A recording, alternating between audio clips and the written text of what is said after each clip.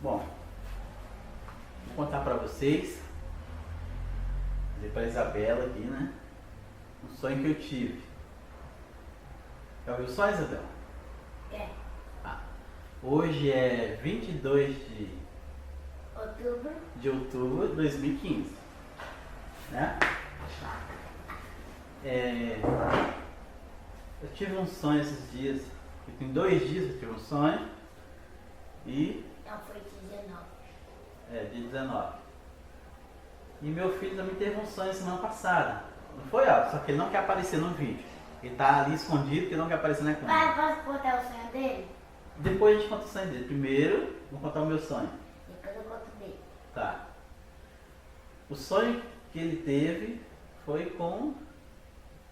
Com o quê? Fala pra ele, qual o sonho que ele teve? Deus voltando. Com Jesus voltando, né? Tá. Que dia que foi o sonho? Já que você não quer aparecer no vídeo, que dia que você teve o sonho? Sei lá, Foi semana passada, no domingo. Tá. E eu tive um sonho ontem, em 2 dias. Então eu vou contar pra Isabela o sonho que eu tive e pra vocês que estão assistindo também. E ele que tá ouvindo. E ele tá ali ouvindo e não quer aparecer no vídeo, né? Bom, como é que foi o sonho? Estava eu numa casa, todo mundo mora na casa, eu, Isabela, a mãe dela, que tá lá no quarto também, não quer aparecer no vídeo, o irmão dela, que tá aqui, não quer aparecer no vídeo. A boneca. E a gente morava numa casa em um bairro, não sei qual é o bairro. E tinha nesse bairro um ladrão. E esse ladrão roubava as casas à noite, né? E as pessoas que davam flagrante nele, ele matava, ou seja, ele roubava e ninguém percebia. E quando alguém percebia, ele matava, né? E eu, desconfiado desse ladrão, que um dia ele queria roubar minha casa também, eu fui conferir a segurança da nossa casa. Então, conferindo as janelas eram quase que abertas, ou seja, com empurrando, a janela se abria. Então eu consertei as janelas, botei grade, fui conferir as portas também eram muito frágeis, consertei as portas para que ele não entrasse à noite na casa, né? Para não atacar a gente à noite e a gente dar um flagrante nele e matar a gente. Então eu cuidei disso tudo para a segurança da nossa família. Esse ladrão queria roubar a nossa casa, porém ele não conseguia, por quê? Porque estava toda protegida. Então o que ele fez? Ele parou um carro na porta de casa e mandou uma criança vir até mim, me chamando para ir lá fora falar com ele. Eu sabendo que se eu abrisse a porta, se eu fosse até ele, ele ia me raptar, ou queria me roubar, ou matar, qualquer coisa desse tipo. Então eu não ia. Então, na hora eu pensei assim, eu estou com medo. Aí eu imaginei, não estou com medo porque não é o medo por mim, eu não me importaria, mas eu temia pela família. Então, eu não fui, eu falei que não iria. Passou-se um tempo, ele retornou novamente e mandou o menino vir até mim novamente, né? Dentro da minha casa. O menino veio, ele ficou parado lá fora, o menino veio até a minha casa e me chamou novamente. E já com ameaça, se eu não fosse lá, que ele ia lá me pegar. E eu não senti medo, falei que eu não vou sair, minha casa estava toda protegida e que eu não ia sair. Então, passou-se um tempo, a gente foi para uma igreja, pro culto da nossa igreja. São mais novas. São Boas Novas. E no meio do culto, a gente sentou lá na frente, tinha um vizinho nosso, que estava sentado na nossa frente, né? E aí o vizinho estava ali, eu percebi que era o vizinho, cumprimentei e tal. E o bispo estava pregando, né? Pregou e tal. E aí o bispo desceu do púlpito, passou pelo corredor, quando ele estava passando por mim, eu falei ao bispo, bispo, isso aqui é o meu vizinho, que eu te comentei com você sobre aquela vez que eu fui visitar a igreja dele e tal. Ele cumprimentou e continuou a pregação, subiu o púlpito. E aí no meio da pregação, o pastor começou a falar sobre Bíblia. E o meu vizinho levantou-se e foi contra a palavra. E aí o bispo olhou para mim lá de cima e perguntou assim: é esse tipo de gente que você convida para vir à igreja? E eu falei, eu não convidei ele. Né? Não convidei ele. Foi falar isso que eu não tinha convidado, o bispo desceu. E o bispo não era o bispo da nossa igreja do jeito que ele é. Ele era uma pessoa, era a mesma pessoa, porém com um corpo diferente. Ele tinha um corpo transformado. Ou seja, ele tinha uma unção, então você olhava para ele e via como se tivesse uma unção a mais. Né? Tá entendendo? Passa a porta do cara. Vai passar todo mundo. Tive que parar um pouco, né? A porta estava aberta, o som da moto, que vocês puderam ouvir. Para continuar a história, o sonho que eu tive. Então o bispo desceu do púlpito. Então o meu vizinho se levantou e olhou para mim e falou assim: lá vem ele. Levantou e se dirigiu para fora da igreja. Aí o bispo foi atrás dele. E aí eu acompanhei. Quando ele atravessou a porta da igreja, de dentro para fora, ele caiu. Meu vizinho. Ele caiu e ficou se debatendo como se estivesse com epilético. Né? Ficou se debatendo, aí o demônio se manifestou nele. Aí o bispo orou nele lá e expulsou o demônio que estava nele. Né? Aí nisso ele orou, ele expulsou o demônio, ele pegou e foi embora. Aí voltamos dentro da igreja, teve o culto, acabou o culto. E esse culto era um culto de dia. De dia. Então depois que acabou o culto, esse culto não era na nossa igreja. Esse culto era numa igreja que tinha convidado a gente em outra cidade vizinha. E depois que acabou o culto, nós fomos para almoçar. Era um culto na parte da manhã, então a gente foi almoçar. Diz que a gente estava almoçando, estava todo mundo na mesa, né, reunido lá, família, etc. Você, sua mãe, Aldo. E tinha uma irmã do nosso lado. Uma irmã gordinha, né? Gordinha. E ela tinha 2 pratos na mesa. E todo mundo tinha um prato, ela tinha 2. Só que todo mundo estava comendo normal, prato cheio, normal. Não, ela tinha um prato de sopa e o outro prato era de cuscuz com couve. Cuscuz com couve. Ela estava comendo a sopa e o outro prato era cuscuz com couve. Então, nesse momento que eu vi ela ali comendo com 2 pratos, eu fiz uma piadinha porque ela estava comendo com 2 pratos, né? E ela se sentiu constrangida por eu ter feito a piada, só que eu percebi que ela estava constrangida e mesmo assim eu continuei fazendo piadinha. Né? Quando eu voltei para o meu prato para vir comer, o meu prato tinha sumido. Aí fiz outra piadinha com ela, se sentiu constrangida, eu percebi, mas eu continuei fazendo a piada. E dei uma garfada no prato dela de cuscuz com couve. Era até gostoso o prato, era muito bom. Mas eu percebi que ela ficou triste devido à gozação que eu estava fazendo. Tá. Aí acabou o período do almoço, a gente foi dar um passeio na cidade, e todo mundo, né? E essa pessoa foi com a gente. Aí passamos em frente a um bar que estava fechado, mas tinha umas mesinhas, as mesinhas de madeira que ficam fixas no chão. E todo mundo sentou ali, ela sentou do meu lado e a gente ficou olhando ali. Aí olhamos para o céu. O céu estava azulzinho, um dia bonito, tudo parado, não tinha nada. De repente o céu começou a escurecer. As nuvens, né? Começou a surgir umas nuvens brancas, não é que escureceu, umas nuvens brancas. E aí começou a ventar. Aí começou a dar ventania. E aí sua mãe ficou com medo. Sua mãe ficou com medo. Você estava vendo essa história? O sonho que eu tive? Tá. A sua mãe ficou com medo. Eu fui e falei assim, não se preocupe não, que esse vento é passageiro. Isso aí é coisa rápida, isso é coisa normal. E nisso que o vento foi passando, foi ficando mais forte. começou a surgir um redemoinho. Redemoinho, só que ele não nascia do chão para cima. Ele era o contrário, né?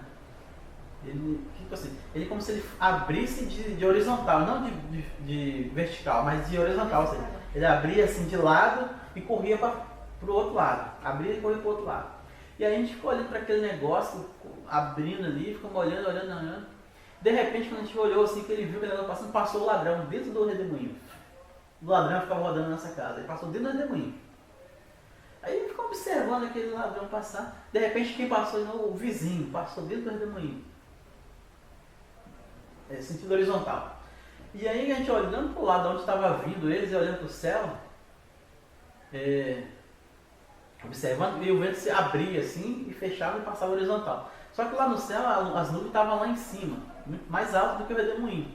Nisso as nuvens foram se fechando e aí no meio da nuvem abriu um buraco branco. Esse buraco foi abrindo. Aí dentro desse buraco começou a surgir um homem, né? Um homem todo de luz. Só que quando a gente olhamos assim para o homem, eu olhei para ele e imaginei assim, gente, é Jesus que está voltando. Nisso que eu olhei para Jesus estava voltando, de repente, tudo se cessou instantaneamente. Tudo ficou calmo como era antes. Céu limpo, sem vento, sem nada. Eu olhei para todo mundo, estava todo mundo. Quando eu olhei para o meu lado, cadê a vizinha? Só tinha as roupas dela lá. Só tinha as roupas da vizinha do meu lado, na cadeira. Aí eu procurei por ela, mas não achei. Aí eu pensei assim, Jesus voltou, levou ela e nós ficamos. E aí eu fiquei questionando, mas por que eu fiquei? Se eu estou na igreja certinho, não tenho devendo nada, tudo certinho. E fiquei refletindo por que eu fiquei, se eu sigo a igreja normalmente. Sempre cuidar para não pecar. Aí veio a imagem. Inclusive até passou tipo um filme de todos os pecados que eu já tinha cometido. Só que veio também à minha mente que eu tinha me arrependido de todos aqueles pecados. Aí, na última mensagem que veio foi na hora que eu estava na mesa e que eu fiz a piada com a irmã se constrangeu, eu não tive capacidade de pedir perdão e ainda continuei a constranger a irmã naquele momento. Então aquele foi o pecado que me fez não subir naquele momento. E ainda me preocupei com Isabela. Eu falei, Isabela tem 7 anos, Isabela também foi para o céu. Quando eu olhei Isabela, continuava com a gente. Com 7 anos você continuava com a gente. Então você também não foi arrebatado. Então, aquele momento bateu um desespero. Para onde nós vamos agora? Vamos voltar lá para onde a gente estava, que era a igreja. Eu não sei qual era a igreja, mas era a igreja que a gente estava reunido. Para poder ver se tem alguém que possa ajudar a gente. Né? Nisso que a gente foi para essa igreja, tivemos que passar pela cidade. Quando a gente estava passando pela cidade, a gente lembramos que a gente tinha deixado nossas coisas em um hotel. Né? Não sei se esse hotel, não lembro de ter chegado nesse hotel, mas eu sei que a gente, na hora que a gente estava voltando, eu lembrei que a gente tinha deixado nossas coisas no hotel. Então, quando a gente foi passando, a gente ia pegar essas coisas no nosso hotel, as pessoas daquele hotel não eram mais as mesmas pessoas. Elas tinham sido expulsas de lá. Outras pessoas assumiram aquele hotel e todas elas usavam armas. Né? Ou seja, como se estivesse se tornando uma guerra já naquele momento. Porque as pessoas estavam em desespero, que muitas pessoas sumiram e chegou umas pessoas de fora que estavam tomando conta da cidade e que tomou conta desse hotel. E a gente pensando, como a gente não pegar nossas coisas? Não vamos poder pegar. Isso que a gente estava se aproximando, as pessoas começaram a olhar pra gente com tipo assim, essas pessoas não são daqui. Aí ficamos com medo e deixamos tudo lá e continuamos para ir para a igreja. Chegando lá na igreja, nós encontramos o bispo. Ou seja, o bispo também não foi arrebatado. Mas aí o bispo já não era aquele corpo transformado mais, era aquele bispo normal que a gente conhece, aquela pessoa que a gente conhece hoje, normalmente. Ou seja, a gente não via mais aquela unção, mas ele estava ali. Entendeu? Então ele também não foi arrebatado. E nisso o bispo questionava assim, nisso o bispo estava orando, pedindo a Deus clemência, etc. Aí veio na minha mente assim, de não adianta mais clamar. Naquele momento não adiantava mais clamar, não adiantava mais orar, porque Deus não estaria mais ouvindo a gente naquele momento. Deus arrebatou a sua igreja e nós ficamos.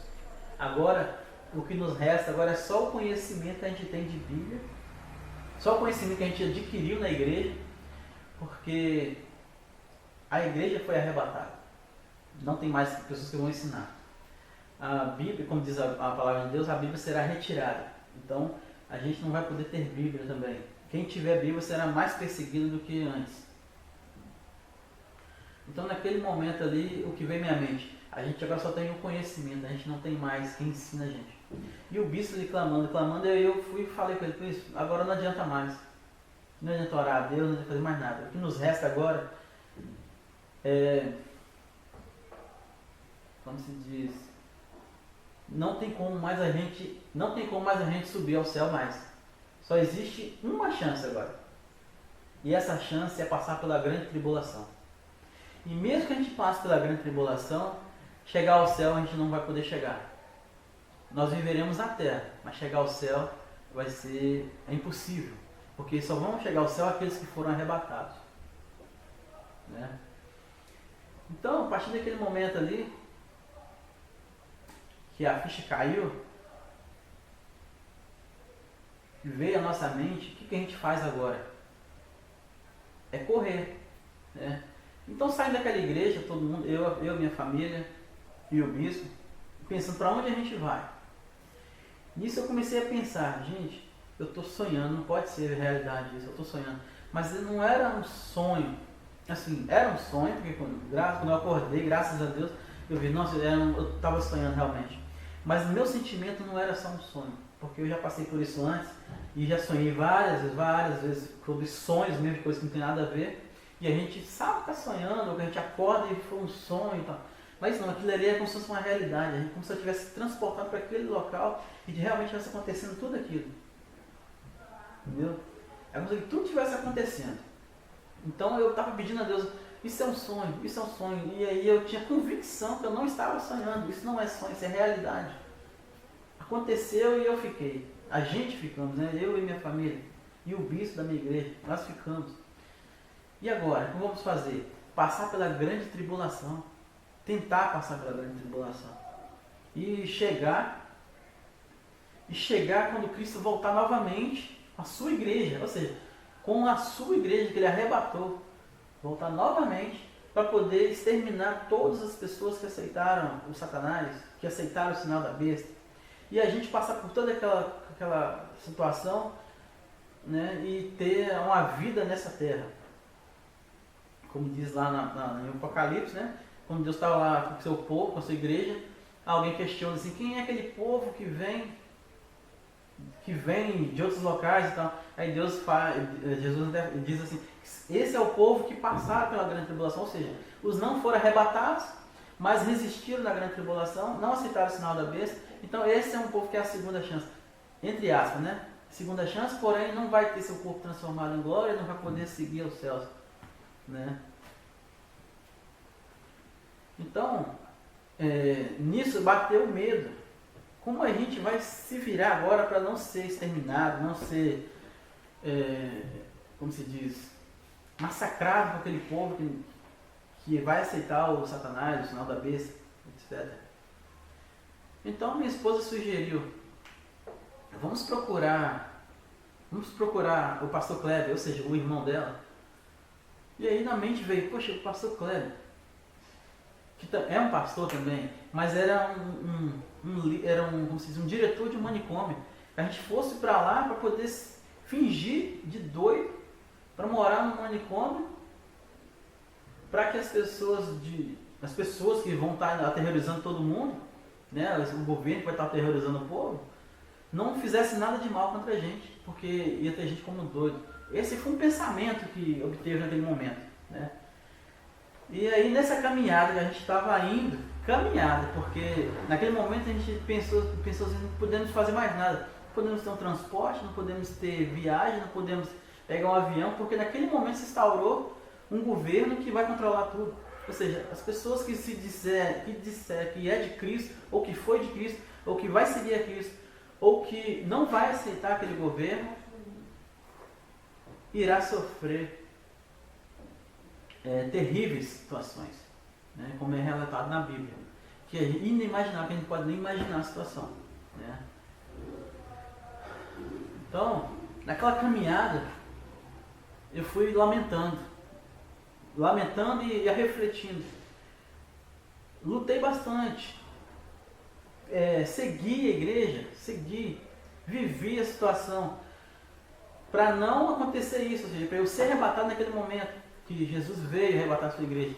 Mas no final da minha trajetória, no dia do arrebatamento de Cristo, eu vacilei naquela questão de fazer aquela zombaria com a irmã, né? E senti que ela se sentiu constrangida, eu, sabendo daquilo, eu senti que o Espírito Santo de Deus, ele nos incomoda, ele fala com a gente. Foi o que eu senti naquele momento. Você está exagerando, você está constrangendo, peça perdão, e eu não tive essa humildade de fazer isso, né? Então, o objetivo desse vídeo, de estar relatando isso aqui, ou seja, a Isabela nem sabia desse vídeo, estou contando agora aqui para ela, né? E o que é o mais interessante, o meu filho teve o mesmo sonho uma semana antes, só que eu não me importei, porque isso aí é coisa normal, né? Então eu posso dizer para vocês assim, eu não sonhei porque eu ouvi ele contar, porque na verdade eu nem ouvi contar o sonho, eu ouvi o comentário, que quem ouviu o sonho foi minha esposa, e eu nem me importei com isso, né? Mas o que eu achei incrível foi que depois disso eu tive esse sonho também, poucos dias depois, em que eu posso dizer que Deus está voltando, né? Se abrir a palavra do Senhor lá e conferir em Atos capítulo 2, a partir do verso 17, vai estar escrito lá que os jovens serão cometidos pelo Espírito Santo de Deus, né? E os velhos terão sonhos de Deus nessa questão. Lá também vai citar o fim dos tempos, a questão da lua que se transforma em sangue, que aconteceu pouco tempo atrás, né? Então é só ler em Atos capítulo 2, a partir do verso 17 em diante, que vai estar relatado isso lá, né? E outra coisa interessante também, que sonhos de arrebatamento, eu já ouvi falar muito disso, só que acontecia e a pessoa era levada, né? Agora, a partir do ano 2013, 2012 para cá, é muita gente que está tendo sonhos de arrebatamento, né?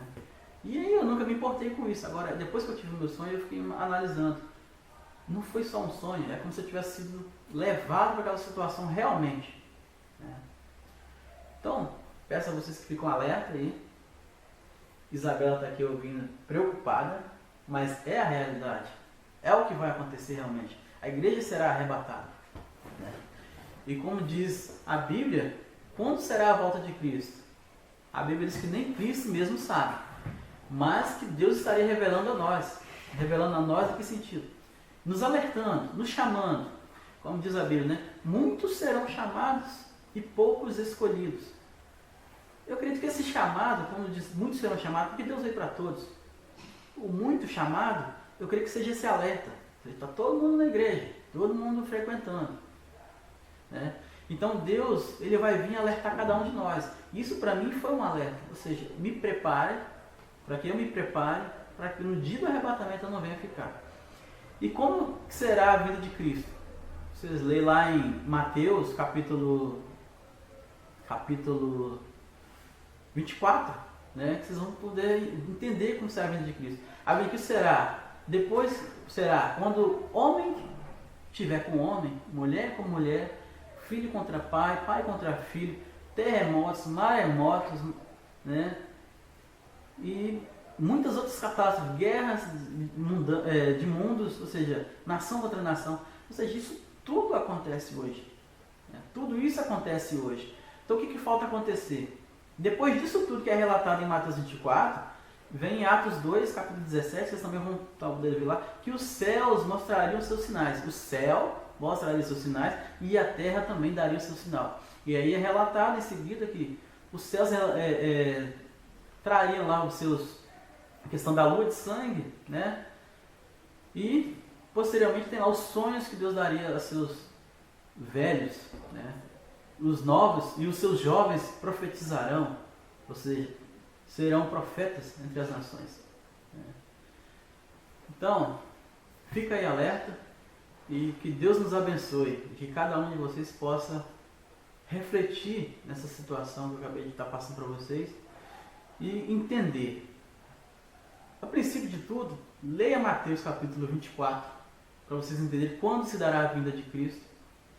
Leiam Atos capítulo 2, a partir do verso 17, para vocês entenderem os sinais. Inclusive esse sonho para mim é um sinal de Deus. Tá? E que Deus abençoe a todos.